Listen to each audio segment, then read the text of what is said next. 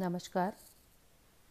मैं डॉक्टर संतोष मीना, सह आचार्य, इतिहास विभाग, राजकीय कला महाविद्यालय कोटा। आज के इस व्याख्यान में आप सभी का स्वागत है। आज हम प्राचीन भारत का इतिहास का एक प्रमुख टॉपिक जैन धर्म की शिक्षाओं पर चर्चा करेंगे।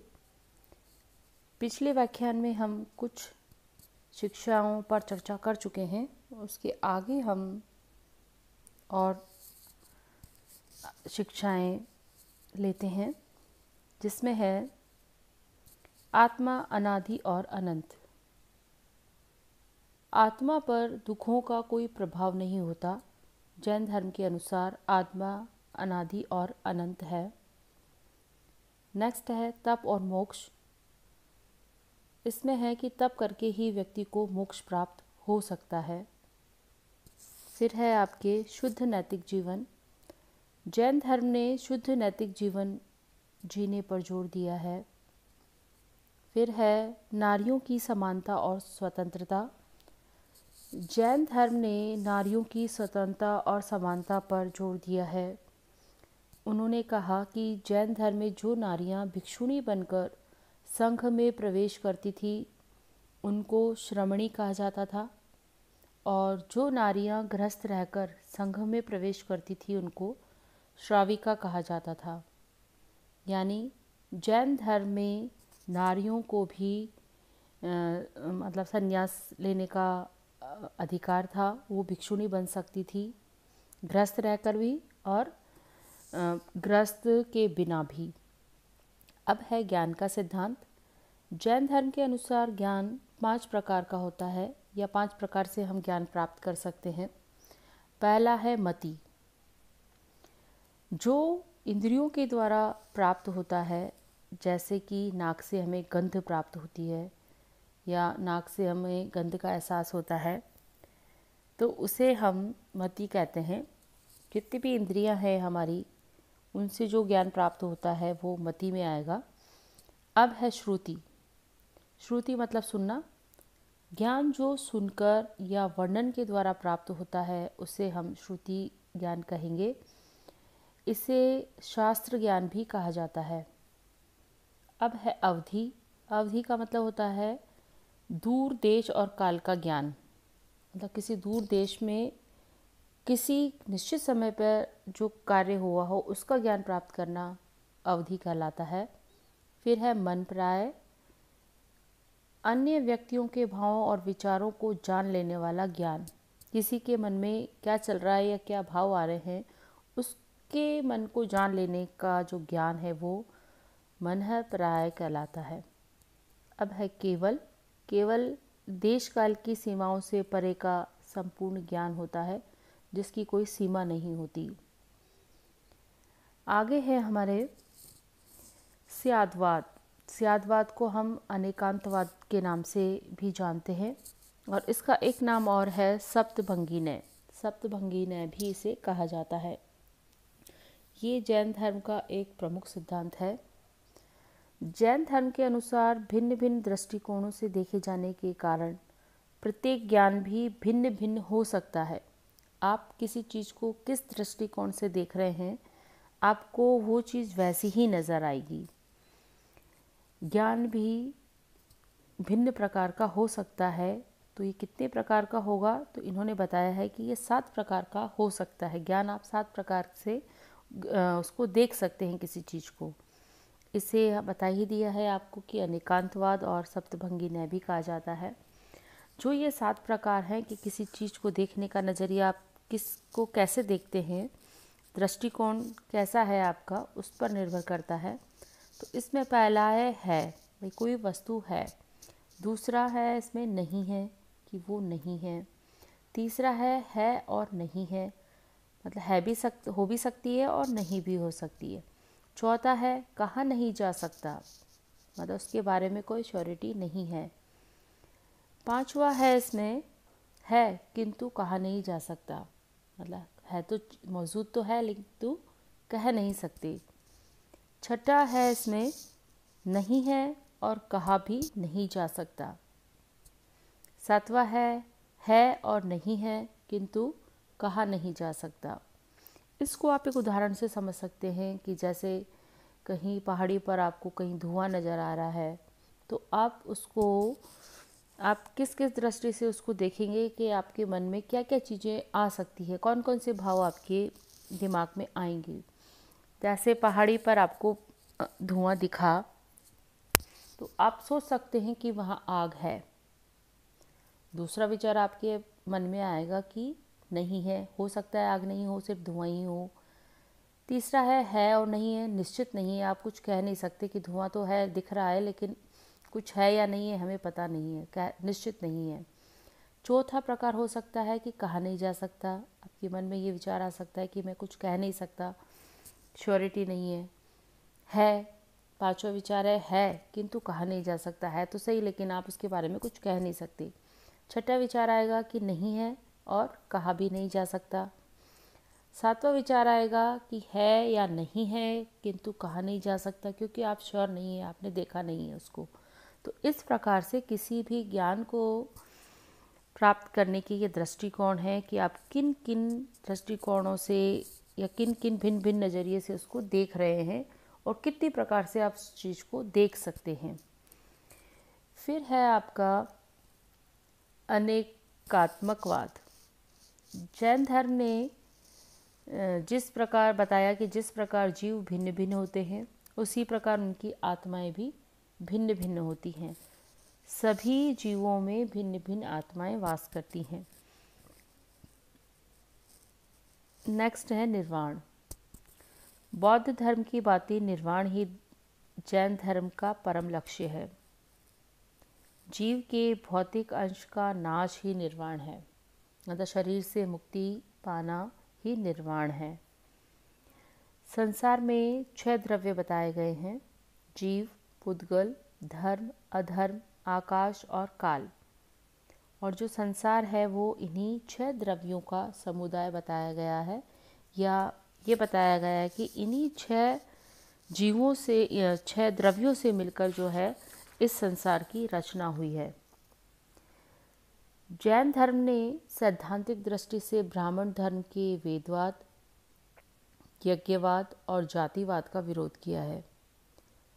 जैन धर्म का विश्वास है कि जीव के भौतिक तत्व का दमन करने के लिए काया क्लेश की आवश्यकता है और इसी से उसमें तपस्या, व्रत, अनशन और आत्महत्या का विधान है। जैन धर्म में आप देखते हैं कि किस प्रकार से शरीर को कष्ट देने पर सहमति बताई गई है, या वो उसे अच्छा मानते हैं, तप को अच्छा मानते हैं, व्रत को अच्छा मानते हैं, अनशन को अच्छा मानते हैं। और एक संथारा संथारा एक यहाँ पर एक क्रिया होती है, या इनका एक धर्म में एक वो रखा गया है कि आपको अगर इस संसार से मुक्ति पानी है तो आप जो है संथारा के द्वारा इस संसार से मोक्ष प्राप्त कर सकते हैं या निर्वाण प्राप्त कर सकते हैं। तो ये एक तरह से आत्महत्या का ही रूप हम मानते हैं, लेकिन इस धर्म में इसका भी विधान रखा गया है। फिर है पंच अणु व्रत। जिस प्रकार भिक्षुओं के लिए पंच महाव्रत है, उसी प्रकार गृहस्थों के लिए भी पंच अणुव्रत बनाए गए हैं, जिसमें महाव्रत जितनी कठोरता नहीं है। पहला है अहिंसाणुव्रत, सत्याणुव्रत, अहस्ताणुव्रत, ब्रह्मचर्याणुव्रत और अपरिग्रहाणुव्रत। मतलब जो पंच महाव्रत है उन्हीं को जो है सरल रूप कर दिया गया है उसका, और उसे अणुव्रत की संज्ञा दी गई है। जैन धर्म में भिक्षुणों का जो कार्य है वो जैन भिक्षुणी चंदन द्वारा किया गया था, उसके सुपुर्द किया गया था।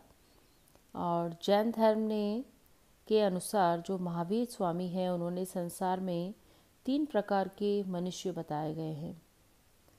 पहला है अव्रती, दूसरा अणुव्रती और तीसरा सर्वव्रती। अव्रती वे मनुष्य हैं जो हिंसा, परपीड़न आदि कुकर्मों में फंसे रहते हैं। अणुव्रती वो या उस तरह के इंसान हैं जो आंशिक रूप से हिंसादी दूषित कार्यों से विरक्त हो जाते हैं, मतलब आंशिक रूप से वो ऐसे रहते हैं। सर्वव्रती जो पूर्ण रूप से अनासक्त रहते हैं, उनको किसी के प्रति कोई आसक्ति नहीं रहती है।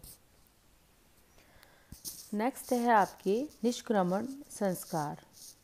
निष्क्रमण संस्कार का मतलब है कि जिस दिन मनुष्य संसार त्याग करता है उस दिन उसका निष्क्रमण संस्कार होता था, और उसके बाद जो है भिक्षु जीवन प्रारंभ होता था। तो गृहस्थ जीवन से भिक्षु जीवन का प्रारंभ जो है वो निष्क्रमण संस्कार कहलाता है। महावीर स्वामी के जीवन काल में मुख्यतः मगध और अंग में विशेष प्रचलित था। जीवन काल मुख्यतः वहीं बीता है इनका। अब है जीव और आजीव। जीव और आजीव के बारे में जैन धर्म में कहा गया है कि इन दोनों से मिलकर ही ये जगत बना है, इसलिए वह अनादि और अनंत है। उनका कर्ता भी कोई नहीं है। जीव ही आत्मा है और दोनों एक ही तत्व हैं। जीव चैतन्य द्रव्य है और अजीव चैतन्य रहित है। जीव का विस्तार शरीर के अनुसार होता है। उसका कार्य होता है सुख दुख, संदेह, ज्ञान आदि का अनुभव करना। जीव अजीव के ढांचे यानी शरीर में रहता है। मतलब जीव आत्मा समझ सकते हैं आप कि आत्मा है, और वो अजीव जो यानी शरीर है, बिना आत्मा के शरीर में कोई जान नहीं रहेगी, इसलिए अजीव कहा गया है कि उसमें रहता है। अजीव अवस्था जड़ पदार्थ को पुद्गल कहते हैं। जो अजीव अवस्था है जिसमें कोई जान नहीं है उसे पुद्गल कहा गया है। पुद्गल उस वस्तु को कहते हैं जिसे जोड़कर बड़ा किया जा सके अथवा तोड़कर छोटा किया जा सके। इसके सबसे छोटे भाग परमाणुओं के मिलने से ही इस संसार के विभिन्न रूप बनते हैं, जिनके 5 गुण बताए गए हैं: स्पर्श, रस, गंध, वर्ण और शब्द। जीव और अजीव के संबंध का माध्यम कर्म है। मतलब जैन धर्म में कर्म के सिद्धांत को माना है। पुद्गल ही कर्म है जो जीव को घेरे रहता है। जिस प्रकार धातु मिट्टी में मिली रहती है, उसी प्रकार जीव इस कर्म नाम के बारीक मैटर से सना रहता है। कर्म के अनुसार रूप, रंग, रस एवं गंध होते हैं, जिसे लैस्या कहा जाता है या लैस्या कह सकते हैं। इनसे पृथक होना अर्थात पुद्गल से पृथक होना कर्म के बंधनों को तोड़ना है। बंधन को तोड़ने का अर्थ है जन्म मरण और पुनर्जन्म के चक्र से मुक्त होना, और इसे हम मोक्ष कहते हैं। मतलब कर्म के अनुसार आपको रूप, रंग, रस, गंध मिलते हैं, और अगर आप इस बंधन को तोड़ देते हैं तो आप मोक्ष प्राप्त कर सकते हैं। नेक्स्ट सिद्धांत है इसका बंध और मुक्ति। बंध के कारण होते हैं राग और द्वेष, और यही जीव में आसक्ति या कामना का दुर्भाव भी पैदा करते हैं, और जीव अपना विवेक जो है वो खो बैठता है। इन्हीं के कारण जो है व्यक्ति दुखी भी रहता है। फिर है शील व्रत। 5 शील व्रत बताए गए हैं इन्होंने जैन धर्म के अनुसार। पहला है दिग्व्रत। अपनी क्रियाओं को कुछ विशिष्ट दिशाओं में सीमित करना दिग्व्रत कहलाता है। दूसरा है देशव्रत। अपना कार्य कुछ विशिष्ट देशों तक सीमित रखना देशव्रत है। फिर है अनर्थ दंडव्रत। बिना कारण अपराध का भागी न बनना अनर्थ दंडव्रत है। सामयिक अपने ऊपर विचार करने के लिए समय का कुछ भाग निश्चित करना। 5वां है पोष धूपवास। ये इसमें है अष्टमियों और चतुर्दशियों को उपवास करना। फिर है उपभोग, प्रतिभोग, परिणाम। दैनिक उपभोग की वस्तुओं को नियमित करना। फिर है अतिथि सविभाग, अतिथियों का सम्मान करना। इसके बाद है समितियाँ। जैन धर्म के अनुसार 5 समितियाँ बताई गई है। ईर्ष्या समिति, चलते फिरते समय सावधानी रखना ताकि जीवों को नष्ट न हो। दूसरा है भाषा समिति, सावधानी से बोलना ताकि मनुष्य को ठेस न पहुँचे। ऐषणा समिति, खाना खाते समय सावधानी रखना ताकि कोई जीव न मरे। फिर है आदार निक्षेप समिति, वस्तुओं को उठाते और रखते समय सावधानी रखना ताकि दूसरों को कष्ट न हो। फिर है उत्सर्ग समिति, नित्य कर्मों का निष्पादन सावधानी से करना ताकि कोई जीव को कष्ट न हो, वो मरे नहीं। तो इस प्रकार से ये 5 समितियां हैं। तो इस प्रकार से हमारे जैन धर्म की शिक्षाएं समाप्त हुई और अगले व्याख्यान में हम जैन धर्म के बचे हुए भाग का व्याख्यान करेंगे, उस पर चर्चा करेंगे।